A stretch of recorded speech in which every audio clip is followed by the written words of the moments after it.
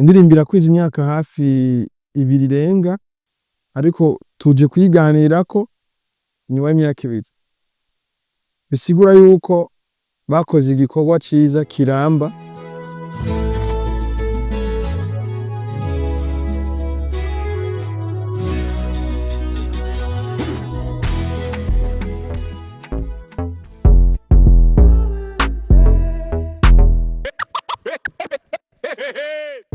Jewe amazina abavyeyi banyise nigira ukishaka Boniface, nkaba mvuka mu muryango w'abana 7, nkaba ngira 4, kuvuka mu ntara ya kera ya Kayanza, exactement muri commune Matongo.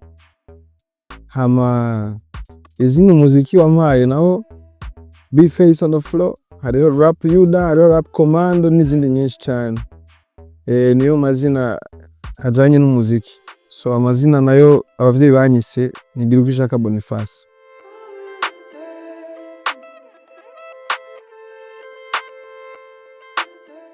Indirimbo yaje yabaye freestyle, ni muri studio. Kwa kundi uba nari nagiye mu kiganiro ku radio iraho, hamika bifise na studio ya record. So hari un producer yitwa Trust Beat, yabonye mvuye muri iyo ntuzeya muri ico kiganiro, aca nambwira ati kweri ifo ku blessing aje nanje ndi producer ngaha nkora ibintu vyiza kandi tuva hamwe, ndi umunyakayanza w'iwanyu. Sasa rero ndafise beat ngaha wosanga uyikunze ukayikoreramwo. So ndinjira muri studio, arayinyumvisha, ndayikunda, dushiramo vya bintu vy'ibishinwa. Ana vya bintu numva nta programme yo kuririmba nari mfise, hama turashiramo ibishinwa, hama turayironderera n'amajambo, indirimbo biraheze. Urazi ko nandika indirimbo y'iminota 11 canke indirimbo y'iminota 20. So indirimbo ya 3 minutes itwara isaha imwe canke amasaha 2 indirimbo ibiheze. Umva ko namenyere wandika ibintu vyinshi, yo nanditse akarimbo ku mwanya mutoyi ntigatebe. Yes.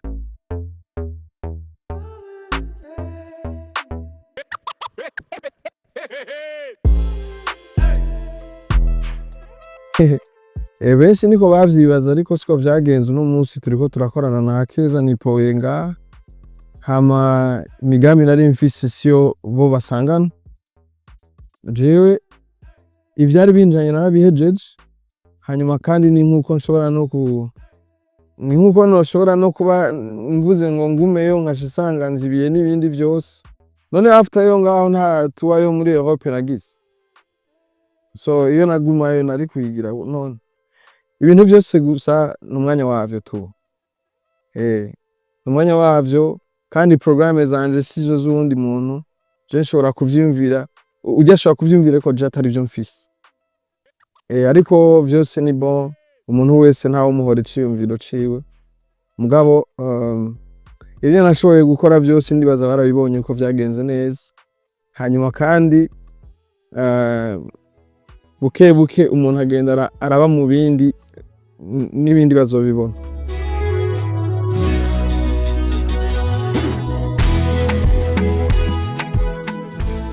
Aya ni kujya yanyisanzura ko nyene, ahubwo n'umu actrice mwiza. Naje namwisanzura ko, kandi abazungu niko bameze, barera vraiment. Ivyo babwiye bagire niko babikora. Kujya nyene mwabona yisanzura nibisigura ngo acabe umugore wanje canke ngiki. Twahuriye muri location twakoreyemo, umwanya yaduhaye wabaye wonyene. Urazi abazungu bakorera ku masa nta birenze, kimwe gusa twarahuje, nico gituma babona ijya chemistry hagati yacu kugira ngo dukore ntuze nziza. Rero nshimire umuntu bita John K, niwe yamurondeye, aramuzana, aramubwira ati ndafise inshuti ngaha ifise igikorwa, turashaka kudufashe muri ibi n'ibi.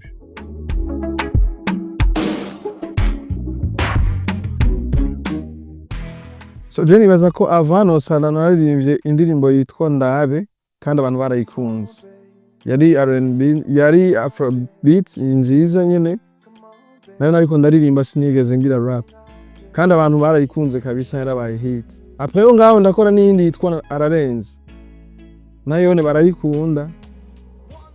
hanyuma ndaririmba NOSARA, nibaza yuko ari indirimbo igira nka gatatu canke kane mu ndirimbo zo kuririmba pana zo kurapa, kubera umurundi wese anzi yamenye kwera ngira rap. Mugabo après kwera nsanzwe mfise niyo notion yo kuririmba amajwi ari melodique, naye numva ndabikoze nyene, numva ndavuze ati quand même ngaha ifo ko ndabumvisha yuko uretse kurapa, uretse kugira dancehall ndashobora no kuririmba. Rero nabonye bavyakiriye neza, hama ndabibandanya, kandi nabonye bifise n'abantu benshi babikurikirana gusumba rap. Ni nayo mpamvu ino ndirimbo ifise abantu bayikurikiranye cyane gusumba izindi zose nariko ndagira rap.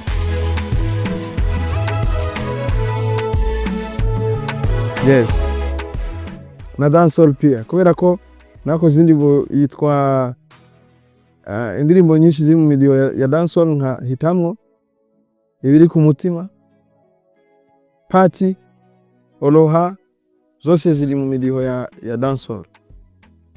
Ngiye mu old school hari indirimbo yitwa stress, hariho indirimbo yitwa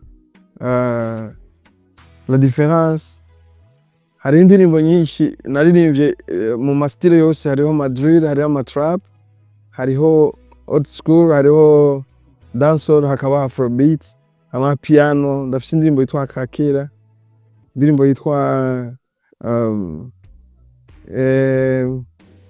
ni nyinshi zirancanga n'abantu ze, kubera urabizi imyaka ndaziririmbye ko atari mike. Rero mu mico yose nibaza yuko ndafise notion, kandi iyo nasanga ndabiririmba ntibavyakire noce ndabireka nkabandanya ivyo bemera. Mugabo nasanze ahantu hose ndirimbye dancehall mbona bayikunze. Ndafise indirimbo yitwa Big Man Thing, bayivugije hano hose umva bariko baratamba baryohewe. Umvirije oloha, umvirije hitamwo, zabaye ari indirimbo yes. Ugiye mu piano ndafise indirimbo zishamwe kuri 3 4 z'amapiano kandi abantu bakunze. Yes, ama old school yo urumva niyo natanguriyeko. Ndafise indirimbo ziri traditionnel nk'ingoma ziwacu, siko yari nta style ngira ngo ndisigaje kuririmba kabisa. Yes.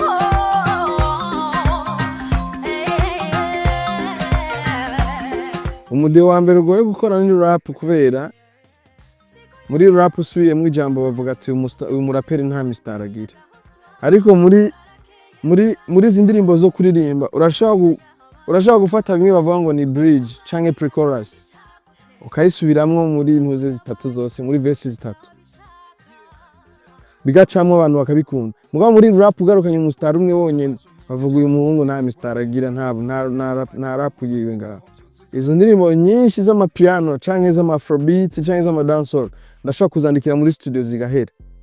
Mugabo rap bisaba kuba witeguye ukandikira muhira, ugakoresha ubwenge bwinshi, ugakoresha umwanya ukaruhuka, ukiyumvira ati hasabwa punchlines zikomeye, hasabwa marime menshi, hasabwa filosofi nyinshi.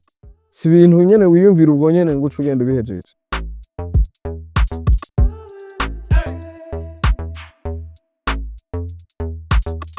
Oya sinibaza vraiment kimwe gusa, kubera urukundo n'abandi arurimwo. Uraba inspire nyene ukumva ati ivyo nama mvuga ni ibi, ivyo tuyaga n'umukunzi ni ibi. Kenshi urumva birashobora kugaruka. Mugabo jewe ndiko ndaririmba siniyumvira ivyo vraiment.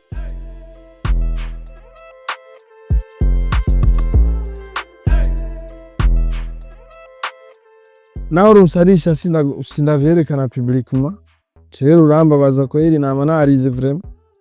Gabo nta munyagihugu novyereka.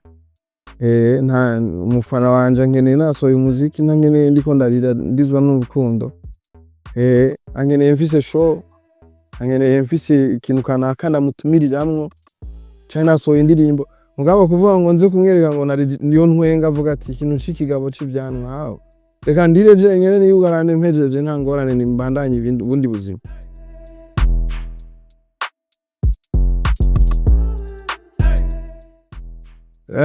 Ikosa ntigera nkora mu bintu byose maze kubazwa. Sishaka kuvuga ngo nakoresheje amahera ya naye, kubera nshobora kubivuga sayo ngire ngarukana. Rero ariho n'abantu ushaka kubivuga bagaca bavuga ati urabesha, urumva. abo kimwe gusa notuma mvuga ni je vraiment uko nabibahaye akarizo k'impene kiyagaho gahambije nibijya nshoboye yego kweli.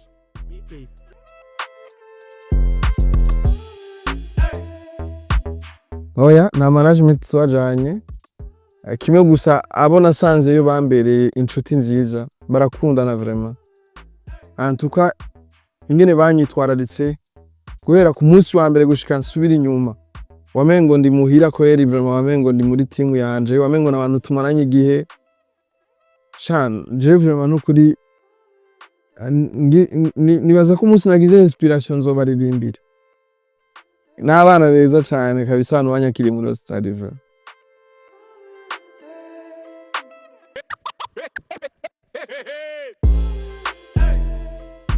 Hari basanzwe babikora umuntu wa mbere nka John Kay nakubwiye yuko ni umu acteur akina mu film kubijanye na script ivyo urumva avyamamwe ajya amasene yose ubona ajya amaseti yose aba yayapanze. John Kay twari dusanzwe tuvugana hama kandi arimo muri team y'abantu bantumiye yitwa Bokoa Youth. Hama kandi ikindi naco hari umu director yitwa Eli afisa ama appareil baramfashije benshi kuma déplacement iki makeup en tout cas yari team ikwiye vraiment baraheba n'ubuzi bwabo bakanyitwararika akavuga je no munsi ndasaba konje kugira nje gutembereza ebana vraiment baramfashe neza gushika naho nanje mvuga nti kabisa ego.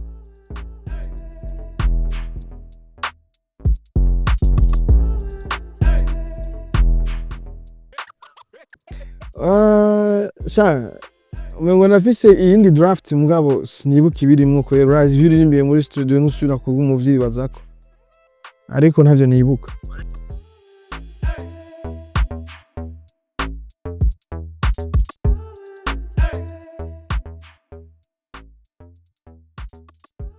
Ariko je kenshi nemera icyumviro ca mbere gusumba ikiza bugira kabiri. Imisi yose muri studio ni gake nkosora indirimbo. Ivyumviro nagize ubwa mbere ndabiha agaciro cyane mba numva birenze kuko chaque fois ngerageje kubikosora numva bikurikira bibishe gusumba ego biti ntigeze hinduka kujya nyene kabisa.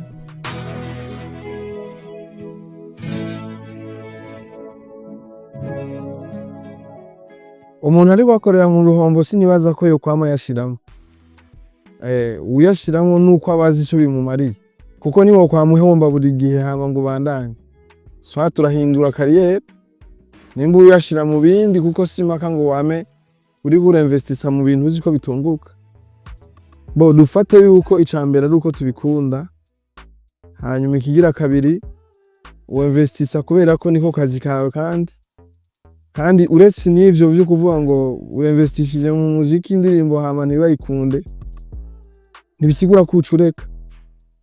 Urabizi n'umuntu ava afise boutique canke aba afise ibintu dandaza arashobora kurangura container yose igahomba gasangira ibintu byose byarapfuye kandi ntacareka arabandanya akaguma gwana ko hanyuma mpaka bikagenda neza.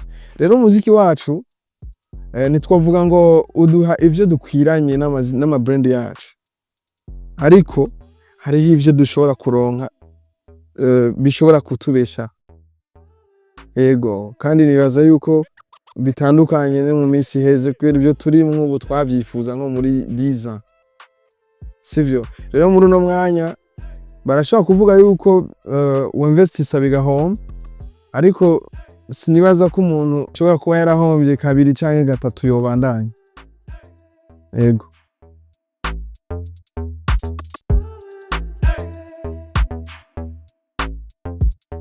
Nimana kubera ko after yahajya nagumye ndirimba kandi barazikunze indirimbo nyinshi nasohoye kubera ko ari midi itandukanye. Rero urumva zishobora kutagera kuri bijya gwego ariko zikaba hit kuko ngiye mu ma concert turaririmbana na public kubera ko hariho hit hakabaho na mega hit. So rero ushobora kuba uvuga uti jewe navize indirimbo ndazi bazoyikunda izoba ari hit kusumba no nga nibigende kujya wowe ivyo wiyumvira siko bitegezwa kugenda Imana nayo bifise ibyo yapanze.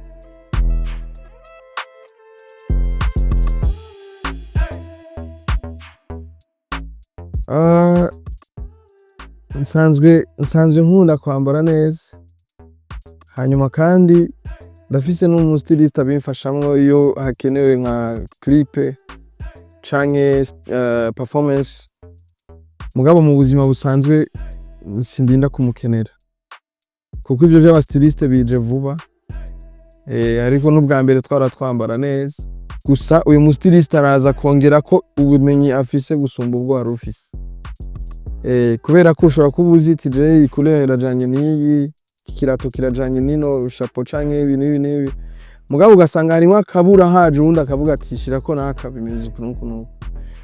Cane cane kubera ko jewe ibintu nambara muri concert canke muri shooting ndiko ndakora video, sishobora kuvyambara mu buzima busanzwe ngo nje mwibarabara. Oya, birantera isoni kubera ko mfise image zibiri. Je ndafise branding mu muziki, urashobora kubona ko ndi umusani kweri, mugabo mu buzima busanzwe sinambara ibintu vy'abasani.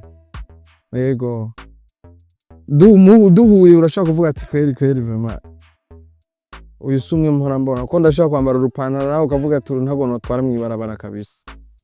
Aya ngo barabwikuramwo cyane. Yeah.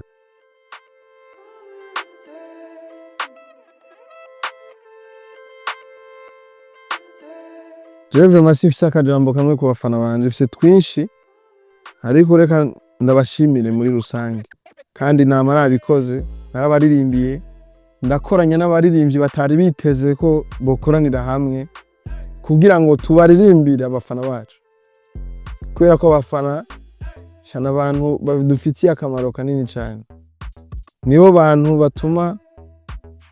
batuma ugiye muri concert ubanza guhamagara ukabaza ati umbonera hari abantu benshi, umva badahari ucubura inyegeje muhira, canke badahari nta mood ni muronka yo kuririmba, nubwo baba baguhaye amafaranga n'ukuri uri kuririmbira intebe ntibiryoshe.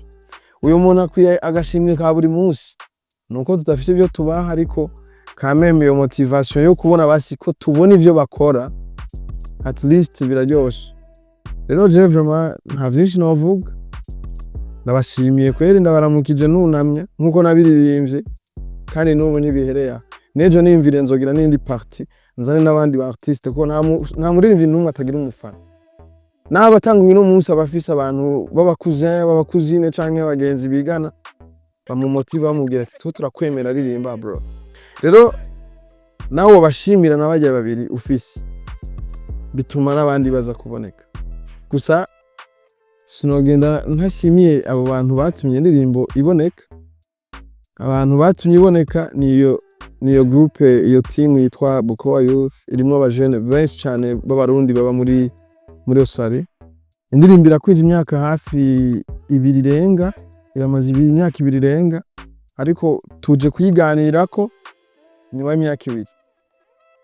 Bisigura yuko bakoze igikorwa ciza kiramba, bashigikiye mu bintu bidapfa ubusa, bidafise umwanya mutoya. Shimira n'ujya mu video Vixen, ujya mu Rundi kazi, ujya muzungu kazi, ariko yaktinga nk'umurundi kazi kukuntu yavyitwayemo. Je nibaza yuko vraiment effort zose bagize, ibintu vyose bankoreye guhera ku munsi wa mbere nshikayo gushika nsubira inyuma, ndabashimiye gose kabisa, Imana ibarezege. Yeah.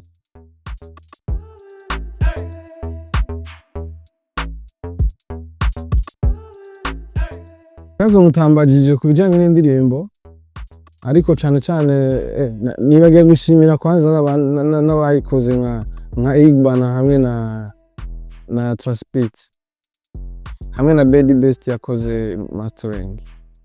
Hama ikibazo mwa mutambajije nuko nyine natangaje n'indirimbo imaze imyaka 2 irenga twatwigarutseko, ariko mfise byinshi cyane nari kuvuga ku bijanye na projet nshasha, kuba après iyi haraje nyinshi, mugabo si umwanya wabyo. Barihangana kubera ko cyatuzanye hano mu kuyaga kuri NOSARA, n'indirimbo yashoboye gukundwa, iri mu mudiho ntasanzwe ndirimbamwo. Urumva rero kubwanje naje ndashimye kuri kino cyumviro mwagize cyo kuza muravuga story behind ya projet kanaka yo yabaye indirimbo yatara abantu bakunze. Kubwanje ndabashimiye, hama uretse yuko twarana na NOSARA reka ngende ndanabatumira urubanza rumwe rumara nyinshi ndafite indirimbo shasha yitwa wungutse iki kuri YouTube yanje bagende bayumvirize ni indirimbo yo guhereza umwaka so narabahaye umufana remix parties ibiri aba rapper bose baherukamo kera barabumva n'umunsi ndabazanye indirimbo ndi jenyine yitwa wungutse iki abantu bose bazi yuko bafise utuntu bagiye bari baraguza abantu bose bazi yuko bagiye barakora bateranya abandi mu nkundo mu kazi iyo ndirimbira baraba wungutse iki ko wabikoze ko nikoshi gusa what's going on no ko ibintu bimeze. Thank you so much my brother.